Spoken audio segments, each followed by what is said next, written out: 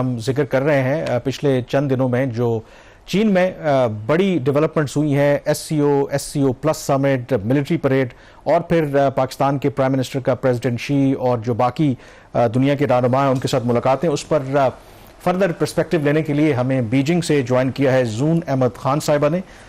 She is a senior research fellow centre for China and globalisation, اور جو چین کی obviously foreign policy ہے، پاک چائنا تعلقات ہیں، اس پر گہری نظر رکھتی ہیں. بہت شکریہ پروگرام میں جوائن کرنے کے لیے. اگر ہم دیکھیں کہ پچھلے چند دنوں میں 3 بڑی ڈیولپمنٹس ہوئی ہیں. اگر چین کے اعتبار سے دیکھیں، ایس سی او کا سربراہی اجلاس ہوا، S C O plus summit ہم نے دیکھا، ملٹری پریڈ دیکھنے کو ملی، اور ان جو تینوں جو ایونٹس ہیں، آپ کے خیال میں چین کیا ایک میسج کنوے کرنے جا رہا ہے؟ ڈو یو تھنک کہ جو ڈین شاپنگ کی ایک پالیسی تھی ماضی میں کہ اپنی اسٹرینتھ کو آپ نے چھپا کے رکھنا ہے، ٹائم بائی کرنا ہے، بٹ اب شاید چین کو لگتا ہے کہ وہ اپنی اسٹرینتھ کو چھپانے والا جو ٹائم ہے وہ گزر گیا ہے، اب دنیا کو ہم نے بتانا بھی ہے؟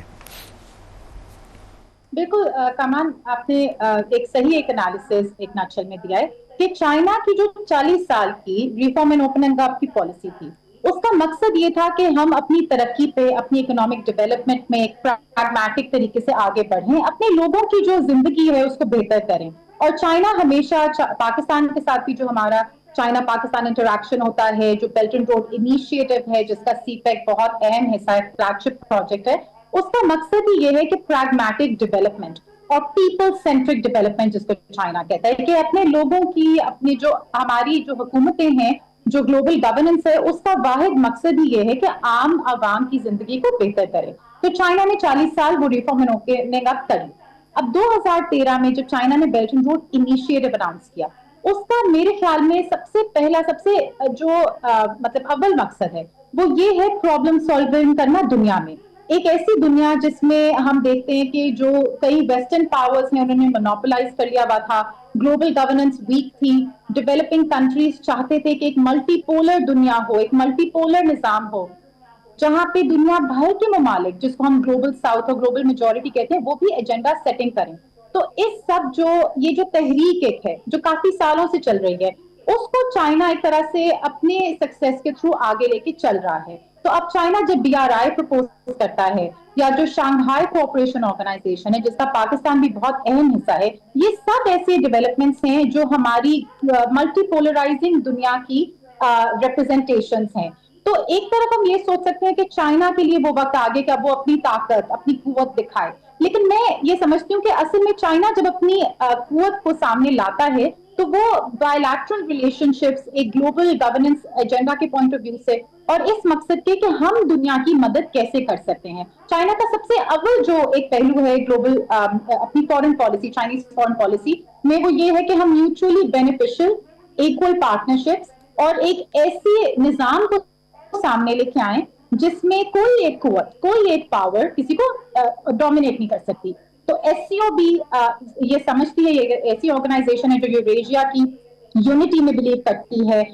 دنیا کے 43% لوگ ریپرزینٹڈ ہیں، تو دنیا کی سب سے بڑی ریجنل آرگنائزیشن ہے. تو ایس سی او کا مینڈیٹ ہی یہ ہے کہ سیکیورٹی، اکانومی اور پراسپیرٹی انٹر کنیکٹڈ ہیں. تو یہاں پہ بھی چائنا جب دکھاتا ہے کہ ہماری سور احمد، آپ نے بڑی ڈیٹیل سے جو پرنسپلز تھے چائنا کی ڈیولپمنٹ کے وہ آپ نے ایکسپلین کر دیے. ایک چیز ذرا فرمائیے گا، یہ جو ایس سی او کا سمٹ ہوا ہے، اور جو ایس سی او کا ایک بہت امپورٹنٹ پوائنٹ ہے اس کے چارٹر کا کہ new political and economic international order کی یہ بات کرتا ہے. یہ جو سمٹ ہوا ہے اس کے بعد یہ جو چارٹر کا پوائنٹ ہے، یہ کس حد تک آگے اس کو بڑھانے میں چائنا کو مدد ملی ہے؟ چائنا نہیں، میں سمجھتی ہوں پوری دنیا کی مدد ہو رہی ہے. آپ دیکھیں U N secretary general Antonio Guterres وہاں پہ تھے. ایس سی او پلس میں جو پریزیڈنٹ شی کی اسپیچ تھی، اس میں انہوں نے کہا کہ ہم جو نیو آرڈر کی بات کر رہے ہیں، ہم یو این کو ریپلیس نہیں کرنا چاہتے، ہم ایک ایسے آرڈر کی بات کرتے ہیں جو 1945 میں دنیا کے ممالک نے کہا تھا کہ سارے ممالک ایکول ہیں. تو ایس سی او چارٹر یہ کیسے کر سکتا ہے؟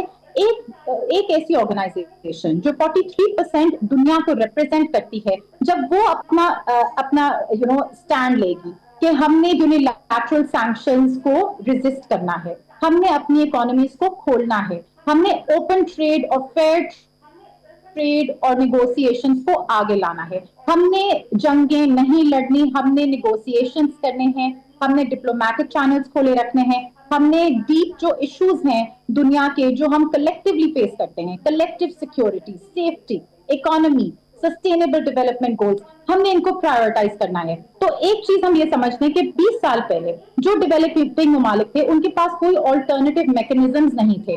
یو این کی طاقت کو، یو این کی جو اتھارٹی ہے اس کو ڈیولپ ممالک بار بار سبارڈینیٹ کرتے تھے.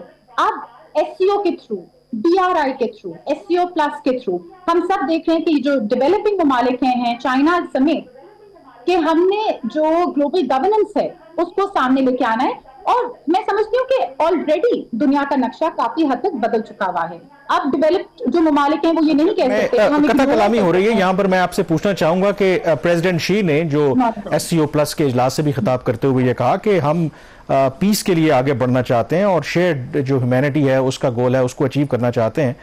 لیکن دوسری طرف جو ملٹری پریڈ ہم نے دیکھی اس میں فار دا فرسٹ ٹائم جس طریقے سے چین نے اپنا جو ملٹری مسل ہے اس کو شو کیس کیا، تو اس کا کیا مطلب ہے کہ ایک طرف چین کہتا ہے کہ ہم اگر ایک گلوبل پاور بن رہے ہیں تو ہمارے سے کسی کو خوف زدہ ہونے کی ضرورت نہیں ہے، but at the same time یہ جو ملٹری پریڈ ہے اس سے وہ کیا میسج کنوے کر رہے ہیں؟ دیکھیں، ملٹری پریڈ 80th اینیورسری ہے ایک ایسی جنگ کی جو چائنا نے بہت سفرنگ کے بعد جیتی. اب میں یہاں پہ آ کے مجھے کافی سینس ہوئی ہے کہ 35 million Chinese people were massacred by the Japanese aggression. اور 80 سال کے بعد اب چین ایک ایسا ملک ہے جس نے پہلی بات تو آپ دیکھیں ٹریک ریکارڈ، چائنا نے ہمیشہ اپنی ڈیولپمنٹ، اپنے پروگریس اور پریگمیٹک گولز کو پرائیورٹائز کیا. I know I'm coming to your point. پھر اس کے بعد ہم یہ دیکھتے ہیں کہ چائنا نے کسی جنگ میں حصہ نہیں لیا. Reform and opening up onward China نے اپنے جو ٹروپس ہیں، اپنی جو ملٹری کیپیبلٹیز ہیں ان کو پیس کیپنگ مشنز میں استعمال کیا.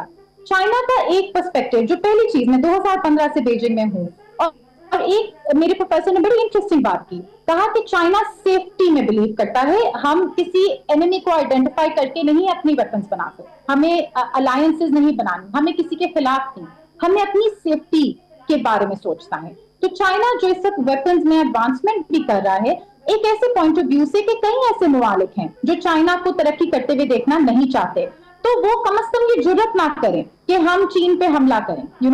کسی بھی ملک کے اوپر اگر آپ کی انٹرنیشنل گلوبل گورننس اسٹرانگ ہے، اگر یو این چارٹر کو ریسپیکٹ کرے ساری دنیا، تو پھر کوئی بھی دو ملک آپس میں جنگ نہیں لڑیں گے. That's just a fact.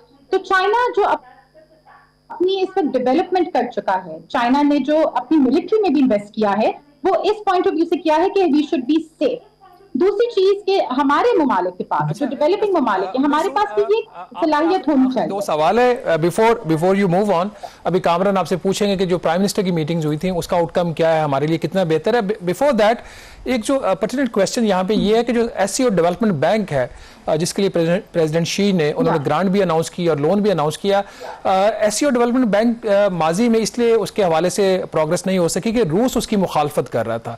اس دفعہ کیا ڈیولپمنٹ ہوئی ہے، کیا گیو اینڈ ٹیک ہوا ہے بٹوین چائنا اینڈ رشیا کہ S C O development bank جو ہے وہ بھی اب ایک ریئلٹی بننے جا رہا ہے؟ S C O development I am not sure کہ ابھی اس وقت بائیلیٹرل نیگوسیشنز کیا ہیں جس کے ریزلٹ میں رشیا نے ایکسپٹ کیا ہے، لیکن اب ایک ایسا اسٹیٹ آ گئی ہے کہ جو ایس سی او ہے اس کا سیکیورٹی پرسپیکٹو تو ہے، لیکن جو پریکٹیکل امپلیمنٹیشن میں سارے ممالک نے ایک ہی چیز پہ توجہ دینی ہے، that is again sustainable development goals. تو رشیا نے probably they agreed on how to put their resources forward کہ کس طرح ہم نے ریسورسز اپنی پول کرنی ہے. اور اس میں اب جہاں تک میں دیکھ رہی ہوں جو بھی ایس سی او ممالک میں آپس میں ڈسکشنز ہو رہی ہیں، منسٹریز کو انگیج کیا جا رہا ہے، ایس سی او نے اپنے لیے ڈیلیوریبلز اب مارک کر لینے ہیں. اس کے ساتھ ساتھ چائنا نے بھی گلوبل گورننس انیشیٹو اناؤنس کیا ہے S C O plus meeting میں، which is again linked with the SCO development bank.